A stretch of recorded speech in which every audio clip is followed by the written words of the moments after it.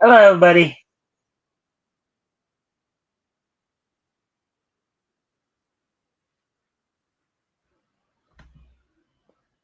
All right, so let me address the elephant in the room, as it were. Last night, unfortunately, I was not able to have a show due to the fact that somehow our internet got disconnected yesterday, and we were basically without internet the whole day. weren't able to have somebody out to look at it until this morning. So I'm back as bright as ever. Hopefully, though, everybody's been having a good week as far as we are. This is Wednesday. That means we're at hump day already, the middle part of the week. So hopefully, everybody's getting over the hump with all the vi and vigor that they can. So tonight, on the night show, and also let me just, of course, as always, with a friendly reminder, if you haven't already, you guys can help out by liking and sharing the stream. See if we can get some more friendly people to engage. That'd be appreciated. Also, if anything here grabs your attention, feel free to comment and or ask questions. I'll try to answer the questions to the best of my ability. With that being said, and since we do have some people in here already, let me talk about what's on tap for tonight. So tonight, we will be, I got a couple articles we'll be going over, both from Bounding into Comics, both in the anime realm. We'll be looking at some recent news coming out from some stuff revolving around Jujutsu Kaisen and Godzilla. On the Jujutsu Kaisen side of it, apparently the English dub VAs are asking fans to knock it off with in-theater TikToks, respect to media. So I guess there's some people who, when they go to theaters, are TikToking things, and I guess the English VAs are just not having it for Jujutsu Kaisen. And then Godzilla expands with new MonsterVerse series and anime adventures. So with that being said, so we'll go over those articles tonight. Also, we will get all caught up on all the latest in pro wrestling. Actually, considering I'll probably go back over the last couple of days with some WWE stuff. Of course, WWE also had NXT last night. AEW has Dynamite tonight. Look ahead to tonight. So we'll look back at, of course, the past couple of nights in WWE action with Monday night's Raw as well as last night's NXT. Look ahead to tonight's AEW Dynamite. See what's going on there. And then, of course, we'll wrap things up with This Day in Each History at the end of the day. I'm just doing today's. I decided that rather than trying to catch up on both days, I think it was just, if we had to skip it, we had to skip it. But hopefully, we'll see some stuff. But anyways, with all that being said, why don't we go ahead and let's get going here. So let me pull up the first article on Jujutsu Kaisen. Let's see what's going on there. Alrighty then. Alright, so Jujutsu Kaisen Execution. English dub VAs tell fans to knock it off with in-theater TikToks. Quote, respect the medium. Now, I wonder what that could be all about. But I guess we'll find out soon enough. And again, as always, if you guys haven't already, you can like and share the screen, see if we can get some more friendly people to engage. That'd be appreciated. Also, if anything here grabs your attention, feel free to comment and or ask questions. I'll try to answer the questions best of my ability. Actually, what I'm going to do for a moment, I'm going to go off camera for a quick moment. I'll be right back, but I will put some music on to entertain you guys while I'm gone, and then we'll get an article when I get back.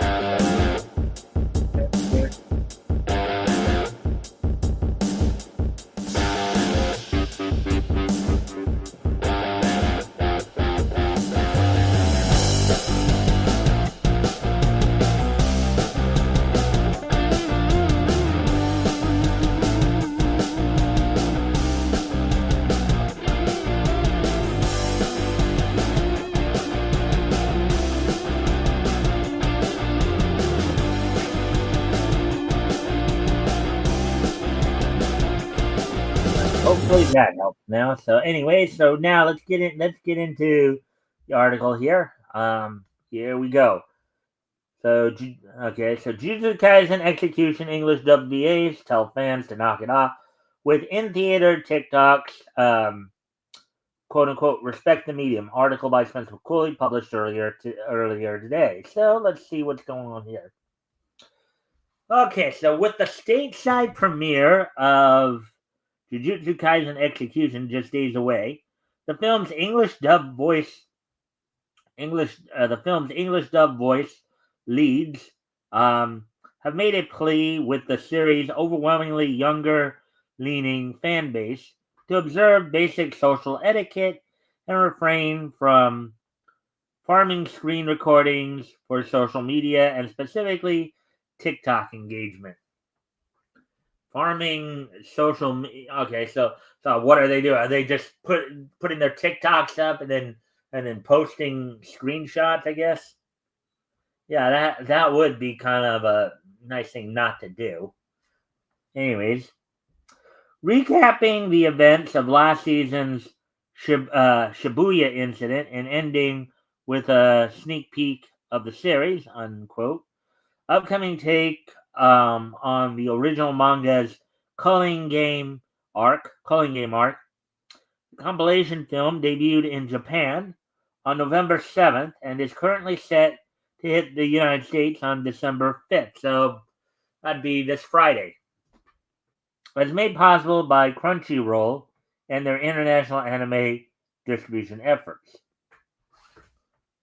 The film first found itself the catalyst to a new round of in smaller quotes here, public behavior discourse shortly after its Japanese premiere, as local audiences had been so rabid in their in-theater recording that just 3 days later, the official Twitter account for the Jujutsu Kaisen anime felt the need to remind them of the potential legal troubles that could follow for their illegal filming. So basically, it's a copyright issue. If you sit there and you start shooting, screenshots and then posting them without, of course, the studio's permission, that can get you in some legal trouble.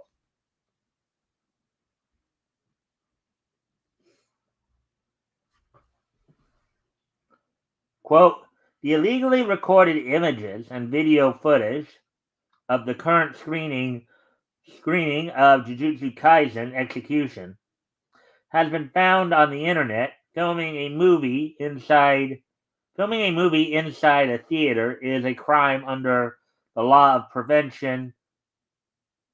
So filming a movie inside a theater is a crime under the law of prevention of unauthorized recording of films. In parentheses here, film piracy prevention laws. In addition, uploading such unauthorized recordings to platforms like X, YouTube, TikTok, or Facebook constitutes copyright infringement if copyright infringement occurs in violation of the film piracy prevention law or the copyright law. Penalties may include up to 10 years imprisonment or fine up to 10 million yen or both. So I guess that's over in Japan, at least. To ensure everyone can enjoy the movie safely, we kindly ask you to refrain from any unauthorized recording, posting, or sharing. Thank you for your cooperation. Unquote.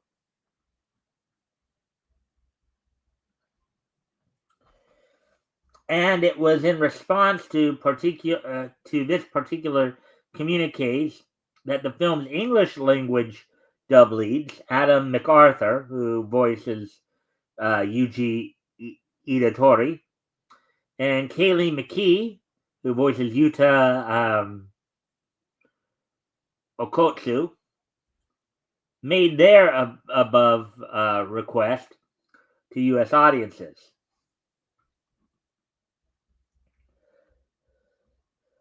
shown the Jujutsu Kaisen account's tweet in a recent interview with Entertainment Weekly's Nick Romano. The pair were subsequently asked as to whether or not they thought it was so it's possible for American fans to avoid busting out their phones and snapping a quick recording of the film for TikTok, to which McKee took the lead and playfully but seriously declared, "Oh, just give me a sec here. Something just popped up here."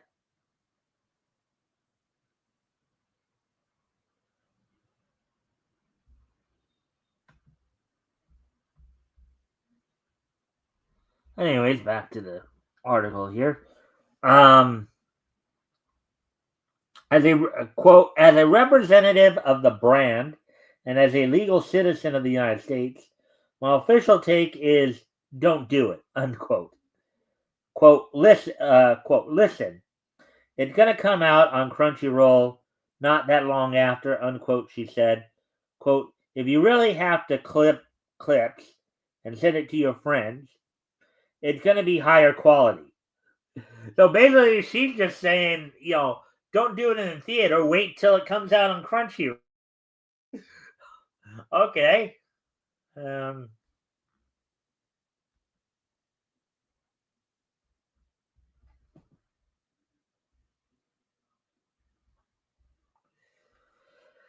Met with a similar jovial pushback from MacArthur, who questioned, wait, wait. So you're saying don't do something illegal now, do something illegal later? Unquote. McKee explained, quote, not necessarily. Under 30 seconds is legal, but not in movie theaters on Crunchyroll. So she's basically saying that as long as it's not longer than 30 seconds, you can do it legally off of Crunchyroll. You just can't do it in movie theaters. Returning to the topic at hand, MacArthur ultimately affirmed, quote, what are we doing here? Respect the medium. Respect all the hard work that went into this, unquote. I always get the impression as he's sitting there listening to them, what they're saying, I get the impression he's like, what in the world are you doing? Wow. Oh, I see. MacArthur. Okay, he's not the interviewer. He's the other guy. So my mistake there. But anyways, so as noted above, Jujutsu Kaisen execution is currently on track to unleash hell upon American audiences this Friday, December 5th. Alrighty then. So there we go with that one. So, and again, friendly reminder, everybody, if you haven't already, you guys can help out by liking and sharing the stream. See if we can get some more friendly people to engage. That'd be appreciated. Hey, Fish though, thanks for popping in. And if, of course, anything here grabs your attention, feel free to comment and or ask questions. I'll try to answer the questions to the best of my ability. Of course, that goes for both my Rumble and my YouTube viewers. So if you guys want to, again, chime in, feel free to do so, and I will be glad to respond. So now let's get to the second article here coming around.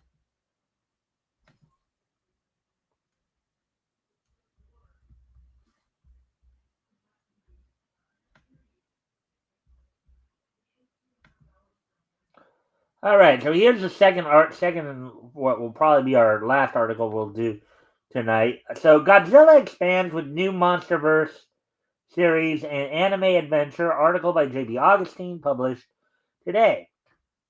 All right, so let's see what's going on here. Godzilla is growing by leaps and bounds, and we don't mean physically, which the movies often do for plot convenience. Although the king of kaiju scale will probably always match that of skyscrapers everywhere, they might not match the thickness of this canon or Toho's increasing portfolio.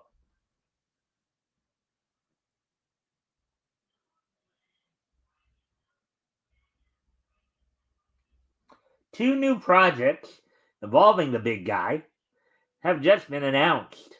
One is a TV series that will further expand the MonsterVerse, and the other returns Gojira to the realm of anime, um, which has been spotty for him over the last few years.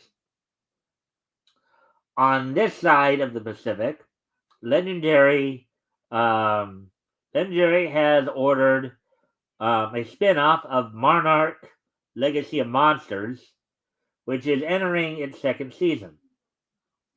The new series will serve as a prequel to the prequel and shall star Wyatt Russell, reprising his role as young Lee Shaw from the first season of Monarch, according to Nexus.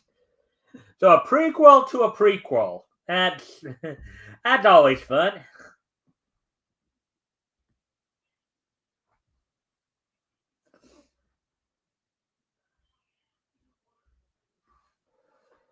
So far, the new series doesn't have a title, but the report indicates that it will explore Cold War tensions that intensify due to the discovery of the Titans and their growing threat. Joby Harold of Obi-Wan Kenobi is the showrunner and executive producer alongside his wife, Tori Tunnell, and Russell.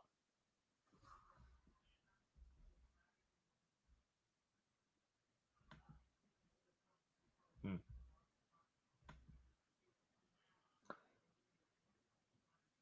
Isn't this still the monster? It probably is, but they just may have wanted to say it that way.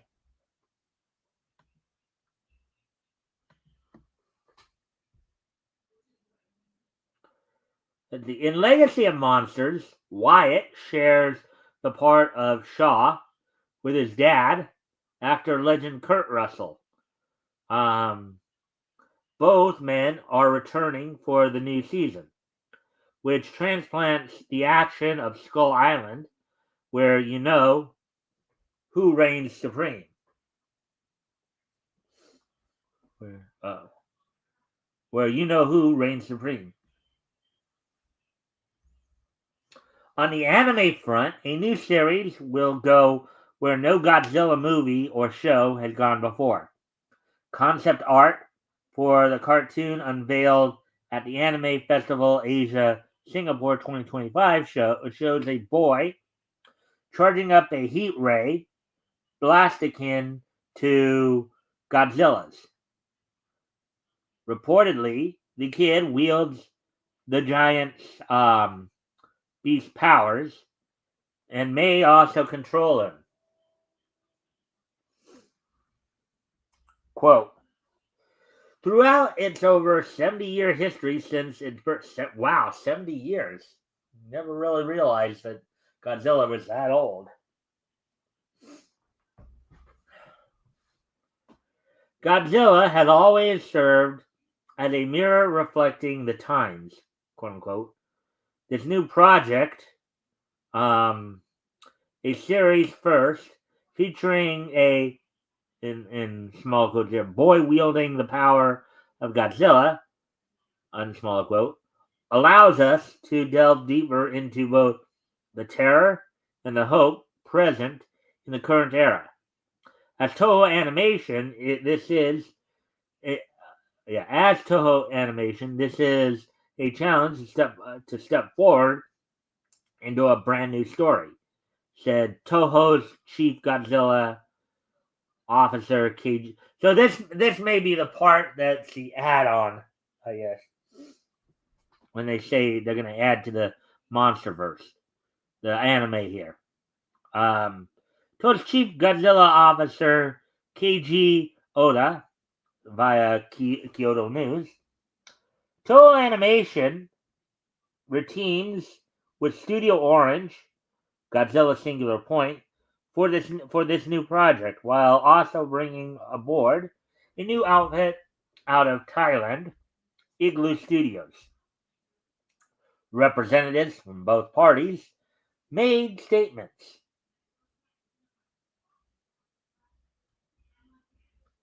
Quote, through the technique and direction we've developed on projects like in smaller quotes, Godzilla Singular Point, unsmaller quote, and others, we want to reflect that passion even more strongly in this latest Godzilla work.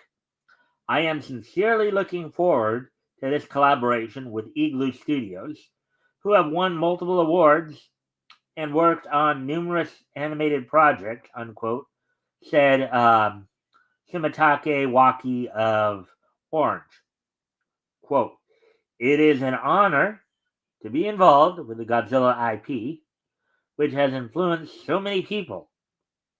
We hope to be able to project the various thoughts and feelings held by people around the world living in this current age into the story of Godzilla, unquote, adds Nat Yoshwatanat,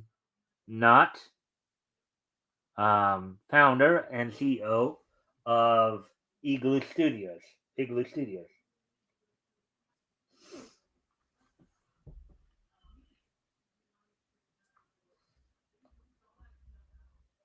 Titles, full cast, release dates, and plot details of either project aren't known at this time, but Monarch Legacy of Monsters Season 2 debuts in February.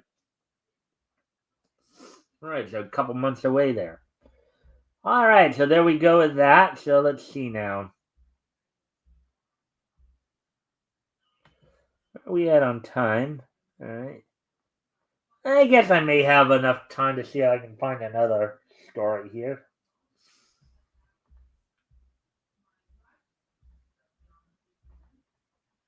Actually, I do need to go off camera here for a quick sec, so I will go ahead and put some music on for the moment while I do that. I'll be right back.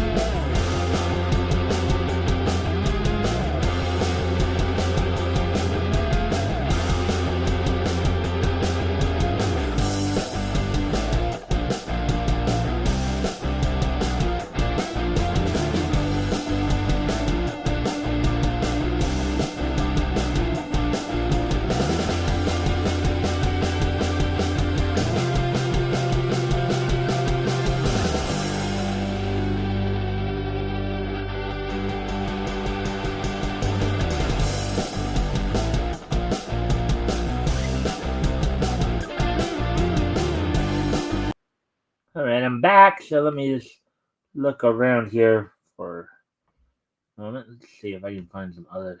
See if I can find another story here. Another quickie, maybe.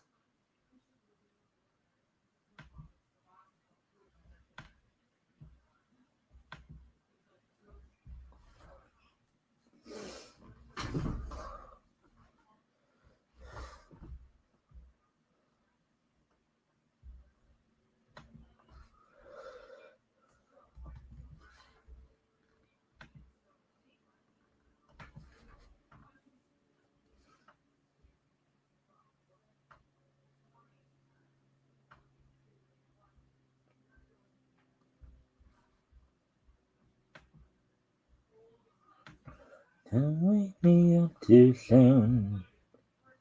Take a ride across the moon, you and me.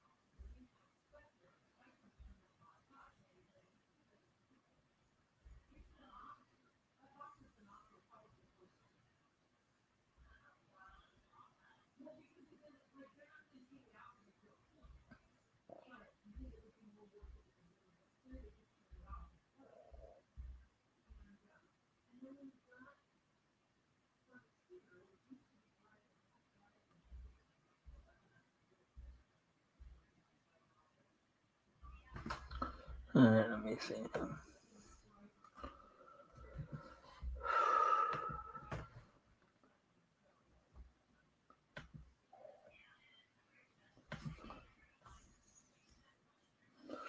Here's an interesting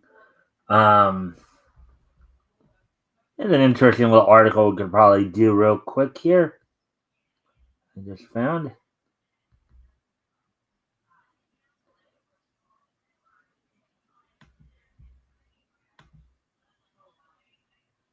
Oh no, I'm just trying to find another story to do, a quickie, Fishozo. And I did just find one. I just found one just as you asked that question. What's going on? I was just trying to find another quickie little story here. Hanna-Barbera's all-time favorite episodes. Let's see what this one. Let's see where this has to say here.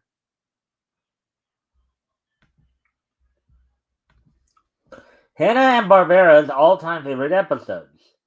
Out of hundreds of cartoons, only a handful were considered Hanna-Barbera's favorites.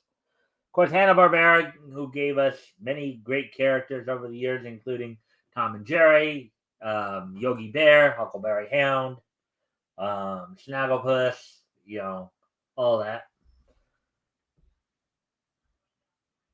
There's Yogi enjoying a little picnic basket, feast there. All right, so let's see the first, Hanna-Barbera's all-time favorite episodes. Out of hundreds of cartoons, only a handful were considered Hanna-Barbera's favorites. Article published today by MeTV2 staff. So let's see what's going on here. In 1988, Hanna-Barbera released VHS specials of Bill Hanna and Joe Barbera's personal favorite cartoons: Huckleberry Hound, Yogi Bear, The Flintstones, Johnny Quest, and Scooby-Doo. Scooby-Doo were each featured in their own personal favorites tapes. And then other cartoons were included in the Animal Follies edition. Each tape featured 5 to 8 episodes, along with commentary from Hanna-Barbera about the cartoons and characters and behind-the-scenes tidbits.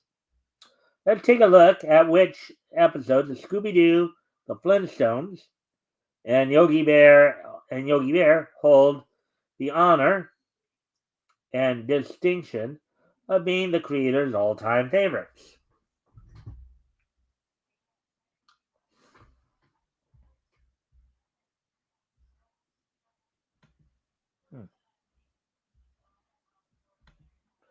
The new Scooby-Doo movies, The Secret of Shark Island, number 1 here.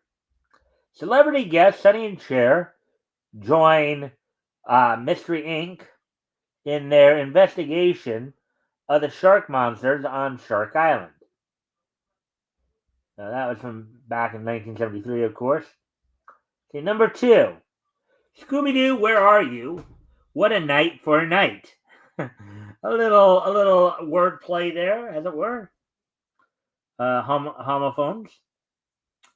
The very first episode of Scooby-Doo, Mystery Inc., is tasked with investigating the ghost of the Black Knight and a series of robberies at the museum.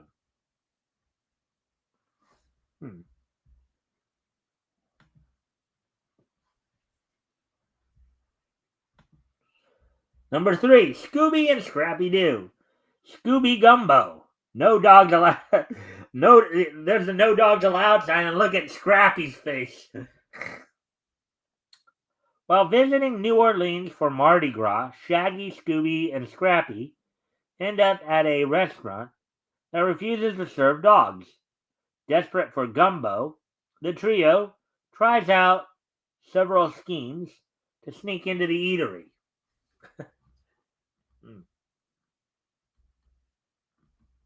See, number 4, Scooby and Scrappy-Doo, Wizards and Warlocks. And look at you got Scooby, Scrappy, Shaggy, and Daphne there. So Scooby, Scrappy, Shaggy, and Daphne get trapped by the Tao Wizard at the Wizards and Warlocks convention. Scrappy has to win a life-size game of Wizards and Warlocks to free everyone. Number 5, Yogi Bear. Yogi's Big Break. Oh, look at that. The old let's pull the pine tree down to the ground and tie it to a stump and then cut the rope so we can fly bit. You see right there in the picture, folks. Anyways, the very first Yogi Bear cartoon, Yogi tries several ways of escaping Jellystone Park. Number 6, Yogi Bear, Slumber Party Smarty. Then you got the sign on Yogi's cage, do not disturb all winter. Yogi prepares for his hibernation when a duckling wanders into his cave. Number 7. Oh, look at that. Boo Boo in the bee costume right there. Yogi Bear, quote, Queen Bee for a day, unquote. Yogi convinces Boo Boo to dress up as a queen bee to lure a hive full of bees away from their honey. So Yogi can go in and get it. Right? And number 8, Yogi Bear oinks and boinks. Oh, a couple of pigs there. Yogi is inserted into the story of the 3 little pigs. It's all fun and games until the pigs invade Yogi's cave. Number 9, Yogi Bear, Spy Guy. Ranger Smith installs a surveillance system to stop Yogi from stealing picnic baskets. Naturally, it backfires. Yeah.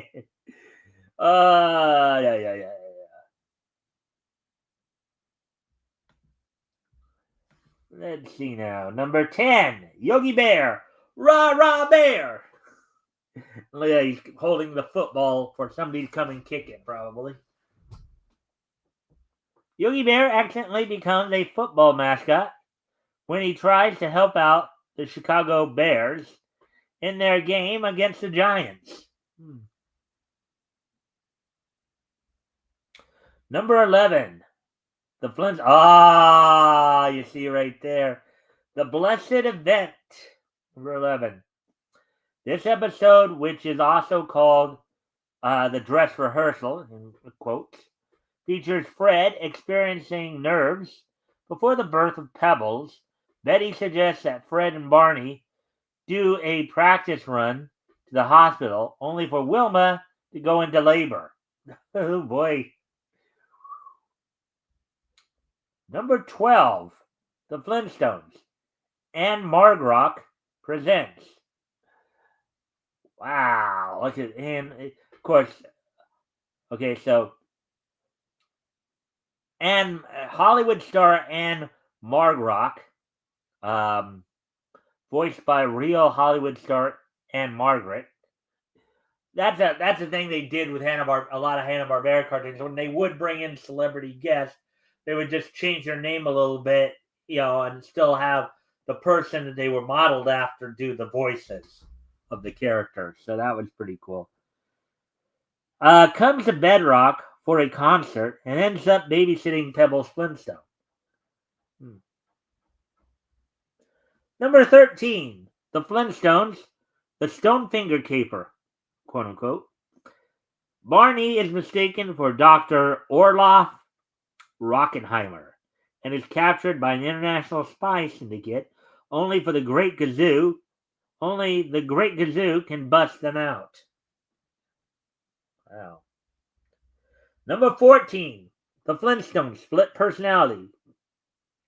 Fred gets hit on the head and suddenly turns into the suave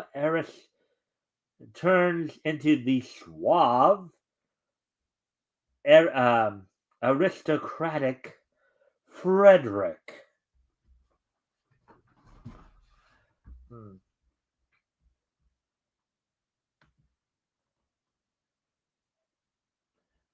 Anyways, as we continue on now. And again, friendly reminder to everybody, if you haven't already, you guys can help out by liking and sharing the stream. See if we can get some more friendly people to engage. That'd be appreciated. Also, if anything here grabs your attention, feel free to comment and or ask questions. I'll try to answer the questions the best of my ability. So as we continue on here. So watch House of Hanna-Barbera on MeTV Tunes, weekdays at 11 a.m. Eastern, 10 Central, 8 Pacific, and Sundays at 1 p.m. Eastern, 12 noon Pacific, and 10 a.m. or 12 noon Central and 10 a.m. Pacific. All right, so that's all we got for the news articles tonight.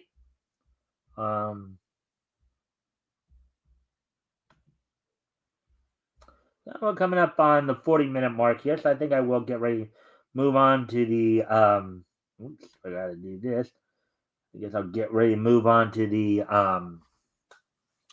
wrestling wrap up. Actually, we do have a couple days worth of stuff to go over because, of course, I was unable to be here yesterday because of the fact of our internet went down. But with that being said, let's go ahead and do that. So we'll first I'll go all the way back to Monday night, of course, and talk about what happened on Monday Night Raw this past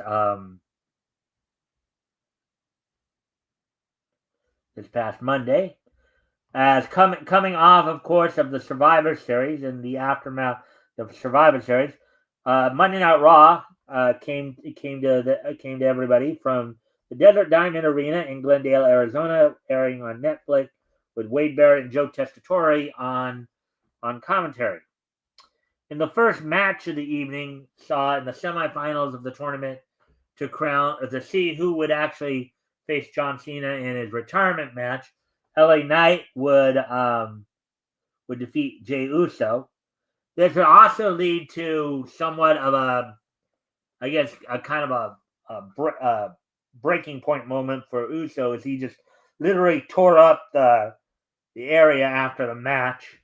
Some people were speculating they might be turning him heel at some point, but then the following match saw the WWE World Tag Team titles on the line as AJ Styles and Dragon Lee retained over the New Day of Kofi Kingston and Xavier Woods, as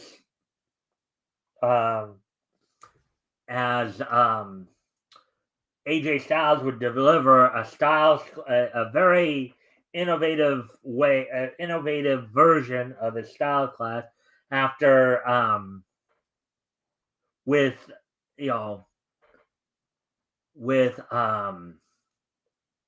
Kofi Kingston, I believe,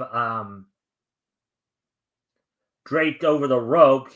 Dragon Lee would come off with a double stomp to the back of his head, only for AJ to catch Kofi, in a reverse waist lock before wrapping his legs around Kofi's arms and hitting his style class, turning to the camera side of the ring so people could see it. It's considered a pretty interesting variation there. That match happened in just over 9 minutes. And the other semifinal match in the tournament to see who faces Gunther advanced over Solo Sikoa of the MFTs, advancing to the finals to face off against LA Knight. And then the main event saw in a women's tag team battle, presumably to see who would be the next to face off against the Kabuki Warriors for the women's tag team titles. The match ended up in a no contest between Alexa Bliss and Charlotte Flair and Rhea Ripley and Io Sky, when, of course, there was interference by several heel female tag teams, including, of course, Kabuki Warriors and the Judgment Day, with the return of Liv Morgan coming on Saturday's Survivor Series. So that was Raw. That was Raw. Oh, bye. See you later, Fishozo. That was Raw. So now of course, moving ahead to last night's moving ahead to talk about last night's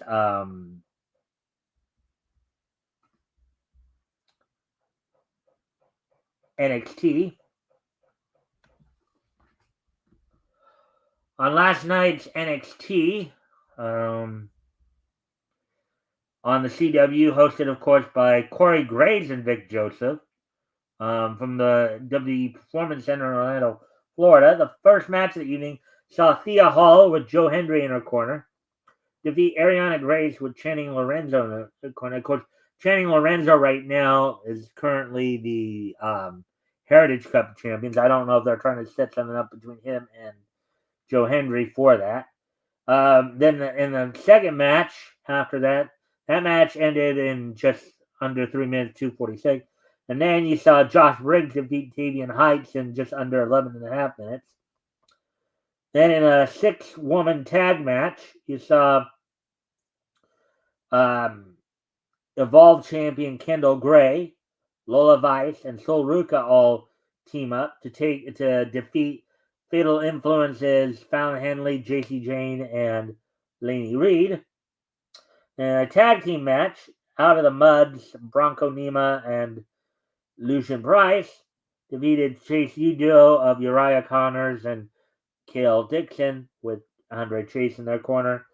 And then in the main event, saw an 8-man tag match in which you saw Joe Hendry team with the TNA X Division champion Leon Slater and NXT stars Javon Evans and Miles Bourne to defeat Dark State of course, Osiris Griffin, Cutter James, Dion Lennox, and Saquon Sugars.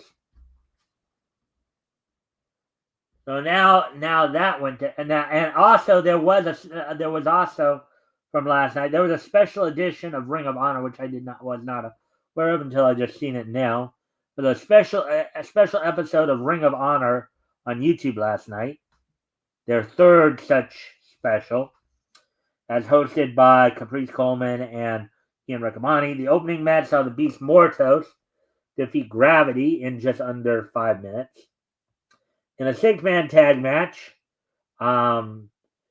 continuing to gain momentum, of course, Dalton Castle and the Outrunners of Turbo Floyd and Truth Magnum defeated Rosario Grillo and 2 members of the Group Garrison and Jack Jameson of the Frat House with Preston Vance in their corner. Layla Gray defeated Trisha Dora in just over 6 minutes. In another 6-man tag match, you saw Dark Order's Evil Uno, Alex Reynolds, and John Silver defeat the team of Jay Alexander, Jimmy House, and Ben Parker. And the main event saw CMLL star Persephone defeat Diamante in a women's match. So now moving on to tonight's looking ahead to tonight's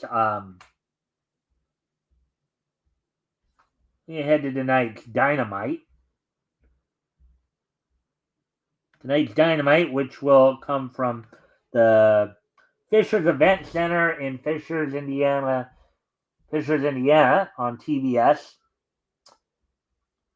In some more, gold and blue league action in the Continental Cup, Pac in a gold league match, Pac will face in a non-title Continental Classic match. Pac will face current Continental Champion Kazuchika Okada.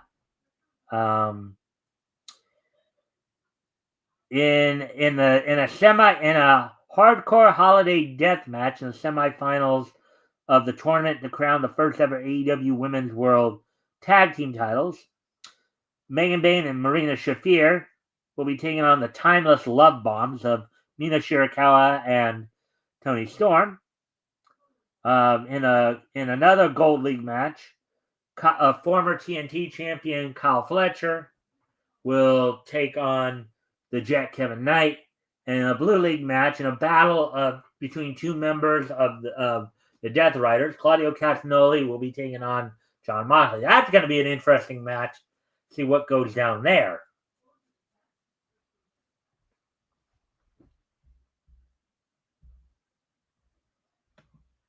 All right, so that's all we got on the wrestling wrap-up. So with that being said, of course, oh, hello. Hey, Netsuri. Thanks for popping in. Hope all is well with you. So now we're down to the end of the show here. So now we're gonna start to wind things down here. We're gonna today is of course Wednesday, December the 3rd, 2025. So we're gonna go ahead and take a look back at this date in Niche history. So let me just look myself up here real quick. 45, 2000, and 2015. All right. So first off, I'm going to head back 80 years ago. As on this date, 80 years ago today, in the year 1945, I pull that up.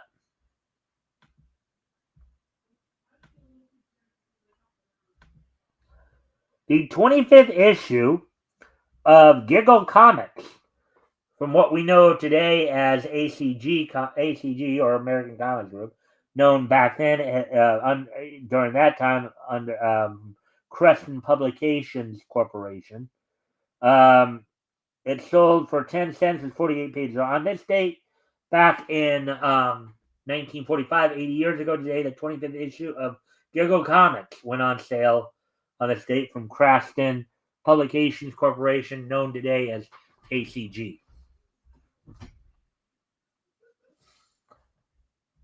So now, as we prepare to move on to the next piece of niche history, as soon as I clear this out, of course. Moving on to the year 2000. On this date in the year 2000, ECW held its Massacre on 34th Street pay-per-view from the Hammerstein Ballroom in New York City, New York, on this date back 25 years ago. Of course, the main event saw in a three-way dance, which is a three-way elimination match. Basically, you have to eliminate all your opponents. Steve Corino retained the ECW World Heavyweight title in the match over Jerry Lynn and Justin Credible. Justin Credible eliminated Jerry Lynn earlier in the match, and then Steve Corino eliminated Justin Credible. Of course, Steve Corino had Jack Victory in his corner. Justin Credible had Francine in his corner. So, in other matches, Rhino retained the ECW World Television title over Spike Dudley. C.W. Anderson defeated Tommy Dreamer. In a tag team match for the ECW World Tag Team titles, Danny Doring and Roadkill defeated the FBI of Little Guido and Tony Mamaluke, with Sally Graziano in their corner. Let's see.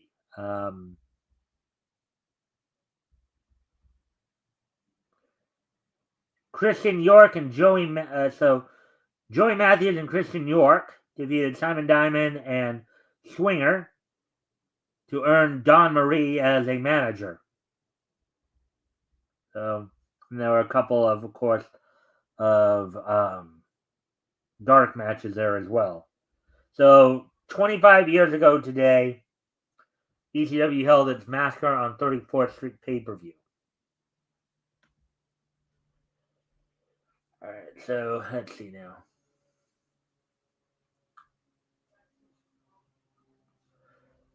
All right, so anyways, and getting to the last piece of niche history, of course, as we move ahead. So we move ahead to the year 2015, 10 years ago today. On this date in the year 2015,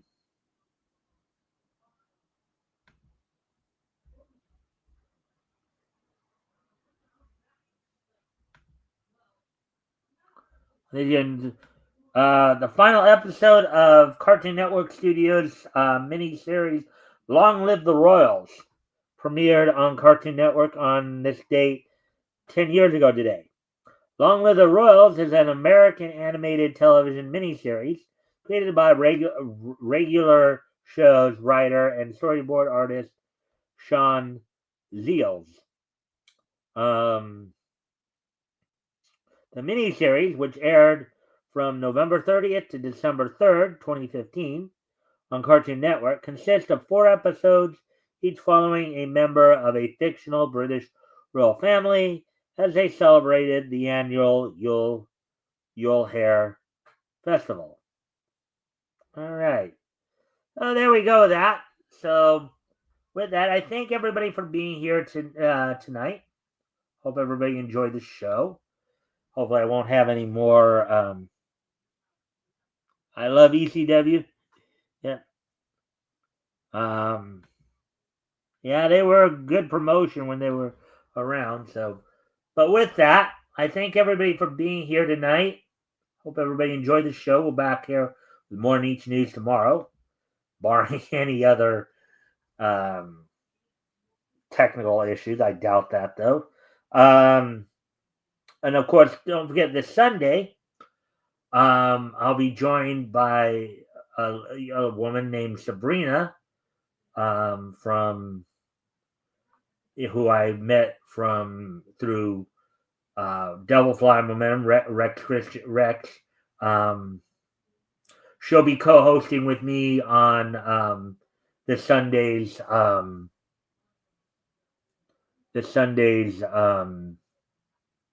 historical comic retrospect. We'll be taking a look, of course, continuing our look back on comics that went on sale in July of 1940. We'll be looking at Centaur, I believe. So with that, I thank everybody for being here tonight, and I hope to see everybody back here tomorrow. Bye.